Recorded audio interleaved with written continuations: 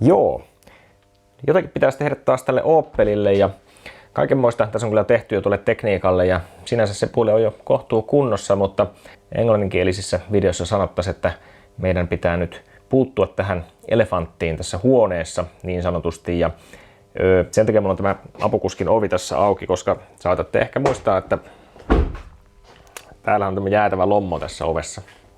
Siis tässä näin. Niin. Onhan se vähän ruman näköinen. Mä oon tilannut Kiinasta jotakin välineitä tähän hommaan. Katsotaan, onko niistä mitään apua. Ja näin, mutta aloitellaan nyt siitä, että mun pitää purkaa täältä tämä ovipahvi varmaan pois. Sen takia tämä auto on tässä näin. Niin, jotta päästään tuonne taustalle käsiksi. Ja sitten kun on saatu tämä ovipahvi pois, niin sitten varmastikin pitää saada tämä muovi täältä pois, koska se on tässä lommon kohdassa ja se on myöskin mutkalla. Mun pitää katsoa, saanko mä sitä suoristettua ja eihän tuo peltikään tuolta voi tulla, jos tuo muovi vääntää tässä vastaan, niin se pitää nyt joka tapauksessa siitä ottaa eka pois. Niin, aloitetaan siitä. Kurkitaanpa sitten, mistä tämä pahvi täältä irtoaa. Tuolla nimittäin näyttäisi olevan tommonen peitelevy tuolla kahvan takana. Siellä on varmaan ruuvi siellä levyn alla. Sitten tämä vetokahva tässä, niin tuolla nyt ei oikein valo näy tuonne syvälle, mutta siellä on ruuvit tuolla. Ja en tiedä sitten, onko vielä jossain muualla. No niin, tämä ovi ei oikein voi hyvin, niin kuin näette, koska mä otin siitä puffin päältä pois. Se on nyt siinä. Tuolta se näyttää toiselta puolelta. Ei siinä tosiaan muuta ollut kuin ne 3 ruuvia oikeastaan ottaa irti, että ei ollut missään täällä tämän valonkaan alla piilossa, mikä tuolla on tuolla kulmassa tuollainen. Ja eikä kajarin ritilää tarvitse ottaa irti eikä muuta. Tuolta olisi tuollainen. Ja täällä on tällaisia pehmusteitäkin vähän, tai siis äänenvaimennusjuttuja, styroksia ja tuollaista huopaa tänne näköjään laitettu, mutta joo, pannaan tänään sivuun. Tosiaan on repimässä tätä sääsuojakalvoa tästä kanssa sitten pois, niin pääsee vähän sitten tuolta aukoista ehkä tökkimään tuonne lommoon sitten vastapuolelta. Mutta huomasin myöskin sen, että oikeastaan sen muovilistan irrotuksen ei olisi tuota ovipahvia tarvinnut ottaa irtikään, koska siellä taitaa olla vaan pari mutteria täällä kulmissa ja sitten jotakin klipsuja siellä välissä varmaan, niin. Siitä varten se oli niin kuin vähän turhaa, mutta se on ehkä muuten tarpeellista, että päästään tuonne sitten työntämään sitä lommoa. Joo. Katsotaan repeekö tämä. Ei ole yllättävää kyllä vielä reveä.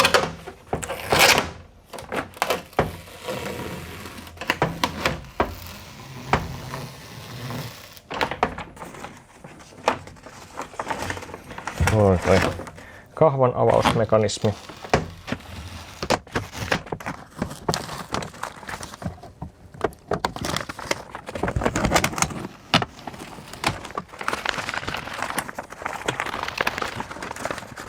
Laitetaan se johonkin niin, ettei se heti liimaudu ryttyyn. Vasta sitten hetken päästä. Nuo kai tuosta sitten kasillahan ne näyttää se.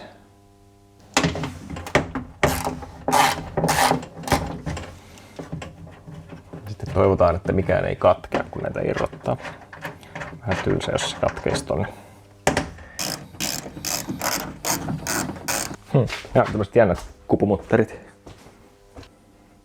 Tuolla sit vaan. Sitten katsotaan. Tuolla näkyykin ne klipsit, mäpä näytän tuolla välissä. Eli täällä kun kurkkaa tuonne oven sisälle, niin noin valkoiset muovitapit tuolla, niin eikö nuo mun mielestä on niitä, millä tuo lista on kiinni. Noiden mutterien jälkeen. On ne. Kyllä se sieltä lopulta vain pois tuli, eli tästä tämä lista nyt on. Ja 2 kiinnikettä vain noista muovisista sai rikottua, että tosiaan siellä oli vaan nämä päässä nämä, tai no, katsotaan nyt vähän lähempää. Täällä oli kummaskin päässä nämä tämmöiset pultit vain, mikä meni läpi, että näistä otettiin ne mutterit ja sitten oli näitä tämmöisiä muovikiinnikkeitä, tämmöisiä vähän kuusenmallisia tällaisia. Pelkästään jos vetää, niin kyllä nuo rikki aika hyvin menee, että tuosta puuttuu sen takia, että se hajos. Ja sitten täällä toisessa päässä sama juttu tuossa, eli 2 mä sain rikottua näistä. Että ei nyt aivan täydellinen menestys, mutta osittain. Mä tein niin, että mä laitoin vähän täältä semmoista verhoilutyökalua väliin ja väänsin, ja sitten kun oli riittävästi saanut irti, niin sitten voi kädelläkin antaa sitä vääntöä täältä, ja sitten mulla oli tämmöiset pitkät piihdit, niin näillä sitten tuolta sisäkautta aina nipistämään noita kiinnikkeitä yhteen, että ne pääsee tulemaan sieltä pihalle, niin se tuntuu olevan ihan hyvä konsti. Eli kyllä se ovipahvi käytännössä oli pakko ottaa pois, eli aion vaihtaa sitten näitä kiinnikkeitä, jos vaan repii ne rikki.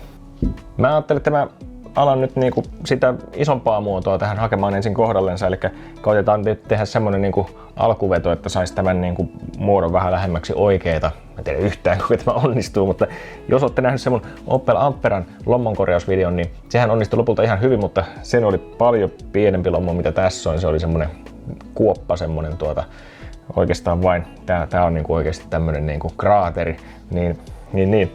Mutta joo, mä ensin putsaan tätä vähän liuottimella vielä, niin saadaan siihen niinku tarttumapintaa tehtyä. Likasta on turha yrittää nykiä millään. Joo, tinnerillä vähän putsataan. Myöskin tuolta pois vähän. Näin, siinä sen Amperan kanssa mä huomasin just, että varsinkin kun liimaili niitä lätkiä siihen, mitä kisko sillä työkalulla, niin oli tosi tärkeää se puhtaus, että siinä ei ole yhtään mitään rasvaa, koska muuten ei ottanut kiinni riittävän tiukasti, mutta mä en nyt aina niitä liimottavia lätkiä tähän ekana koittaa. Nyt otetaan muut konstit alkuun. Mä aloittelen tämän suostuttelun nyt tällä lämmöllä ensin, koska niinhän se metalli parhaiten liikkuu, kun se on vähän lämmintä. Ei tietysti maalia saa kärventää tästä, mutta joo. Tätä saa varmaan tovin itse asiassa lämmittää, kun tää alue on näin iso.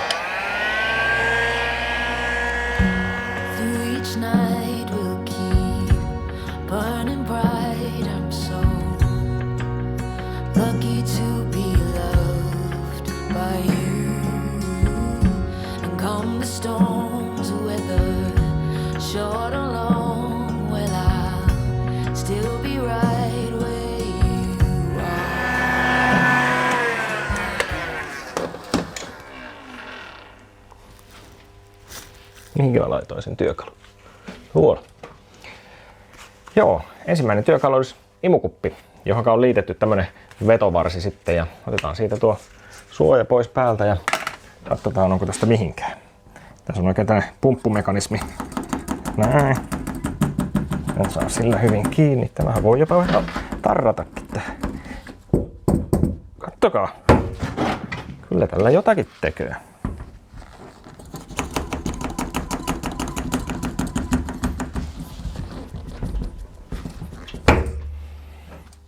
No, on siinä yritystä.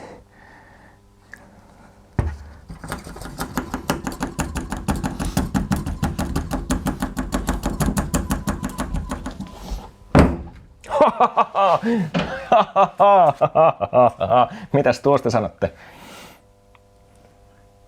Tää meni kyllä nyt taas niin paljon paremmin kuin mä odotin.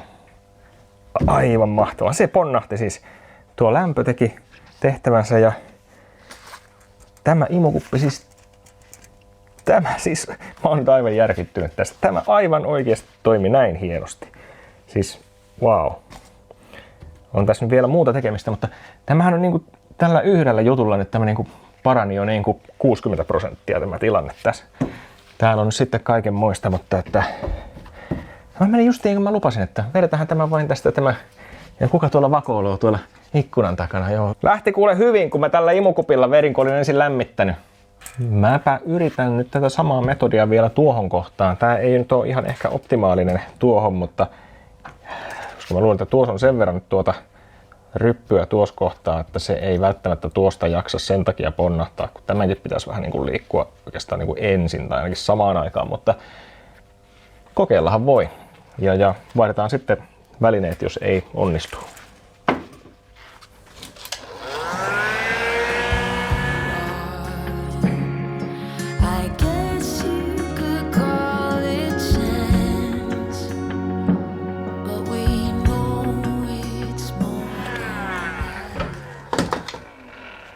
No, katsotaan tapahtuuko mitään.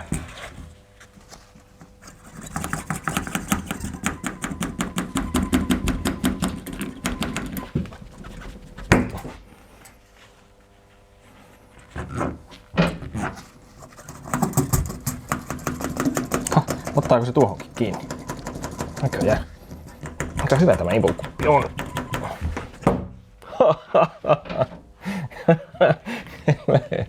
En mä voi kun nauraa, miten hyvin tämä toimii.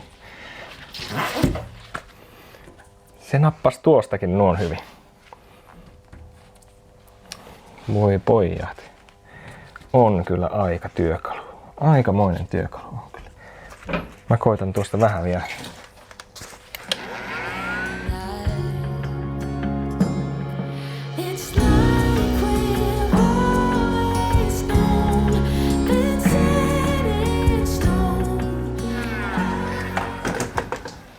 Tää voi olla vähän ehkä turha tuosta yrittää, mutta kokeillaan.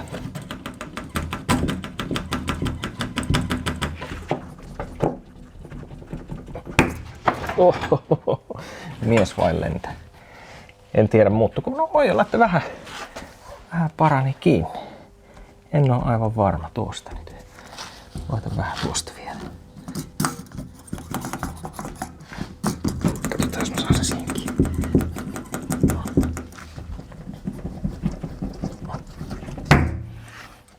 Se voi olla, että se vähän tuostakin pikkuisen vielä antoi periksi.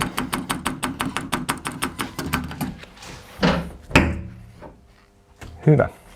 Tossa on niinku koholla ja tuossa on vähän monttua ja joo. Katsotaan, mulla olisi semmonen valojuttukin tähän. Mä luulen, että siitä ei ole yhtään mitään iloa, mutta kokeillaan. Katsellaan nyt tästä vielä ja katsotaan nykytilannetta näiden nyppäysten jälkeen. Kun näkyy, niin kyllähän se aika väkevästi aaltoilee. Mutta eipä ole sellaista isoa monttua enää. Tossa on ehkä toi pahin rypistymä on tossa justiin tossa kantissa, että tuo voi olla vaikea, mutta katsotaan. Hyvinhän tää on mennyt tähänkin asti. Ollaan jo niinku jotakin voitettu. No tästä me nyt on tämä mahtava lamppu tosiaan. Ja ei se nyt aivan hyödytön ole, mutta tämä kiinnityssysteemi on vähän liian lyhyt. Sitten on aika vaikea väännellä sopivaan asentoon. Imukuppi näyttäisi pitävän ja mä sain tukittua tuonne tommosen 18650 litium-ionikennon sisälle. Ja tässä olisi kyllä niinku USB-C-liitäntäkin tuossa olemassa, että sieltäkin virtaa tälle sais. Mutta tämä kirkkaus, no kyllä se nyt just niinku riittää, että siitä jotain näkee. Voisi se vähän parempikin olla. Mutta jos tämä olisi erilliselle jalustalle, jos tämän virittelisi sillä lailla johonkin, niin sitten tämä voisi olla ehkä hyödyllisempi, saisi vähän paremmin tätä liikuteltua, mutta mä näytän vähän lähempään, miltä se näyttää. Tommosella väänneltävällä jalalla se on kiinni. Se on sinänsä hyvä, että se on aika jäykkä, että se pysyy kyllä siinä asennossa, mihinkä se vääntää. Ja tuossa nyt näkyy valotehoa vähän, että joo, jollakin lailla se nyt siinä näkyy, mutta kyllä se tästä, kun nyt teille esittelen, kyllä siitä nyt kuitenkin niinku jotakin hyötyä, että näkee, että tossa on se kohouma tossa kohtaa.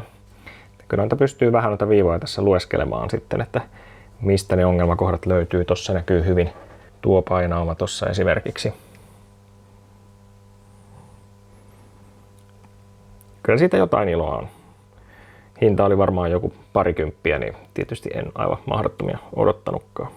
Joo, kyllä varsinkin sitten viimeisessä vaiheessa tämä on varmaan ihan jollain lailla käyttökelpoinen, kun pitää löytää vielä ne pienet muutokset. No, mä esittelen suoraan tästä mun seuraavat oudot viritykset, eli mä tommosella puristimilla laitoin tommoseen pieneen kameran jalustaan nyt sitten ton valon kiinni, niin saan sen jotenkin järkevästi sitten ottamaan tuohon oveen. Ja sitten tämmönen peili on tässä sen takia, että mä näkisin sitten tuolta oven toiselta puolelta jotakin, että mitä mä oon tässä niinku tekemässä. Eli jos mä oon itse sitten niinku täällä, niin mä voin täältä sitten kurkistella, että mitä siellä tapahtuu. Syy on se, että tässä on mun seuraava työkalu, mitä mä meinaan käyttää, eli tämä tällainen kaveri, tämmönen pallopää. Eli aika tämmönen tukeva metallikepakko, missä on tämmönen lenkki tuolla, mistä saa vääntää, ja sinne saa päähän vaihtaa erilaisia noita päitä, ja niitähän mulla täällä nyt sitten on, eli mä otin tästä pussukasta tuon pienimmän pallon sinne ekaksi, ja sittenhän täällä olisi niinku, tuossa on tosiaan metallipäitä jotakin, ja sitten on tosiaan muovipäitä tuossa, ja sitten tää on itse asiassa sitten niinku se lyöntivempeles, eli tuohon saa sitten kans noita kiinni, ja sitä saa kopistella pienellä vasaralla sitten. Kaikki on tällaista halpaa kiinakamaa, että Joo, en tiedä. Mutta ensimmäisen kanssa meni niin hyvin, että voisiko näillekin saada jotkin aikaiseksi. Katsotaan.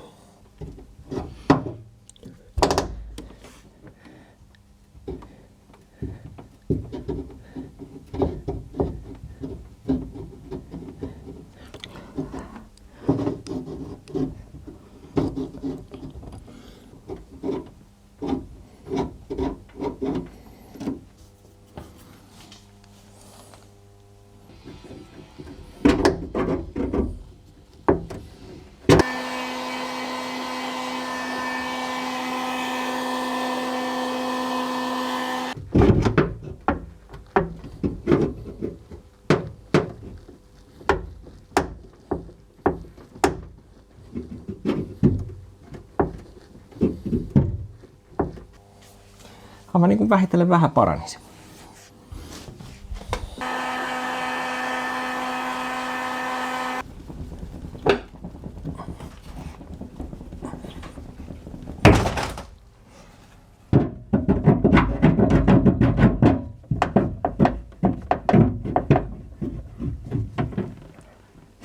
Mä oon sen verran innokkaasti tökkinyt tuolta sillä kepakolla, että tänne on syntynyt tämmöisiä highspotteja, siis korkeampia alueita. Tai oikeastaan siis ne on tällaisia pistemäisiä. Niin nakutellaan ne alas.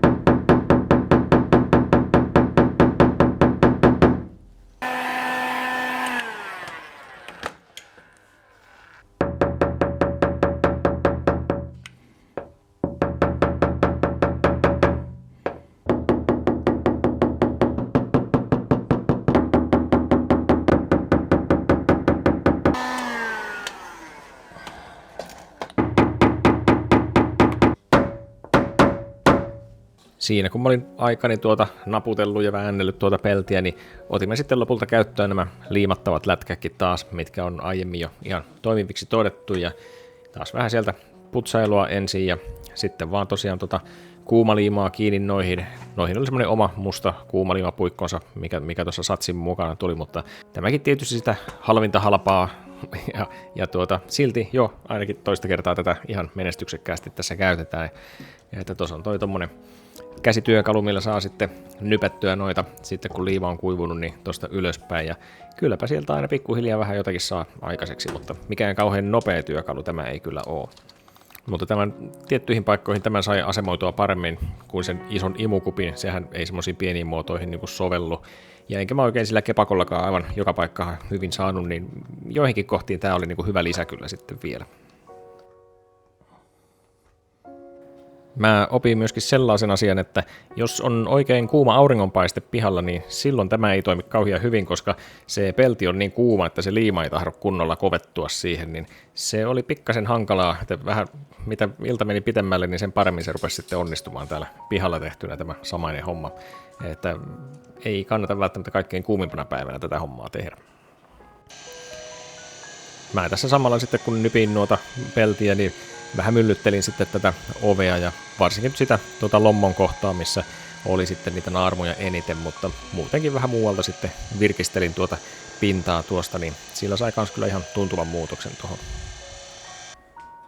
No toki tuolle kuskinovellekin piti tehdä jotakin, kun siinähän oli ensinnäkin tuo tuommoinen ikävä kantti, mikä on tullut vissiin siitä, jos siihen on ehkä tuo lokasuoja pökännyt joskus, ja sitten on myöskin tuommoinen ihme pistemäinen reikä tuossa, tai ainakin maali lähtenyt tuosta, niin koitetaan nyt ainakin vähän naputella niitä tuosta matalammaksi, niin jos ne sitten olisi vähän huomaamattomampia ainakin, niin sitten niitä voisi muutenkin siitä vähän fiksata. Tosiaan kun ne nyt oli siinä vähän koholla, niin mä kokeilin tuollaisella ensin vähän terävällä kärjellä ja sitten sellaisella pallopäisellä kärjellä ja lopuksi sitten semmoisella tasaisella kärjellä sitten naputella niitä alaspäin, ja no kyllä ne ainakin jollakin lailla tuntuu siitä tottelevan sitten vähitellen. Kaiken tämän askartelun jälkeen, niin nyt tämä Opeli alkaa olla siinä määrin salonkikelpoinen, mitä mä nyt meinaan tästä ylipäänsä tehdä, että laitoin nyt sitten oikein tuohon vielä vaan hankin fusson kietaasin päälle ja sitten nuo muoviosat sillä C4 käsittelin, niin tuli niihinkin vielä vähän eloa, ettei me ole ihan niin semmoista vaaleanharmaat, mitä ne tuossa aiemmin oli. Mutta kyllähän tämä näin tästä kauempaa kun kattelee, niin ihan kivalta näyttää, että kuskinovessa niin ei ota silmään tästä katsottuna niin kuin ne jäljet, mitä tuolla on, että sinne on toki sitten, mä oon putsannut ne ruosteet sieltä Dremelillä ja sitten tuolla fosforihapolla ja sen jälkeen laitettu maalit ja lakat sinne, niin ne katoaa ihan mukavasti ne jäljet tuosta kyllä. Et muutenkin täältä takakulmasta ihan näyttää hyvältä. Takaluukkuhan on aivan jees, siellä ei nyt ole enää mitään kummallisia virityksiä siinä näkyvissä. Ja myöskin ne ruosteet tosiaan tuolta sitten ton listan alta on fiksattu ja nekään ei tosiaan silmään ota täältä kauempaa katsottuna ainakaan. Ja sitten täältä apukuskin puolelta, niin tarrahan siitä silloin lähti pois tuosta aiemmin ja se oleellisin juttu täällä puolella tietysti on se iso lomma, mikä tuossa etuovessa oli, niin kyllähän se nyt tästä kun mennään oikein kyttäilemään, niin kyllä se niin kuin sieltä nähtävissä on, että siinä on jotakin kummallista aaltoilua, mutta aika hyvin sain myllytettyä siitä pois kuitenkin ne semmoiset nirhaamat, mitä siinä oli, ja kyllähän se niin kuin lommokin siitä niin kuin on sillä lailla tullut takaisinpäin mukavasti, että ei se niin kuin aivan valtavasti vaivaa. Että tietysti näin kun sitä oikein peilailee, niin näkee ne muodot, mitä siinä pinnassa edelleen on, mutta ei ole semmoista isoa monttua, ja tuo muovilistakin istuu aivan mukavasti nyt siihen, että sen sai suoristettua aivan hyvin kanssa. Että mun mielestä tämä on aivan niin kuin tällainen asiallisessa käyttökunnossa oleva näin niin kuin täältä ulkokuoren perusteella. Tässä ei nyt kuitenkaan mistään kauhean uudesta autosta ole kyse, niin saa siinä sellaista pientä käytön jälkiä ollakin. Nuo vanteekki on lopulta ihan ok, kun niitä aikansa siinä silloin putsaili, niin ei ne pahat ole. Ja tuon etuloksuun tuli tommonen vähän näkyvä jälki, kun mä sillä fosforihapulla, tossakin oli semmosia koloja, niin siitä putsaili ja se vähän valui siinä, niin se pikkasen kärventistä maalia siitä, mutta no, ei ole ehkä vaarallista. Mutta aivan hyvä. Ei mitään, tällä mennään eteenpäin tässä kohtaa.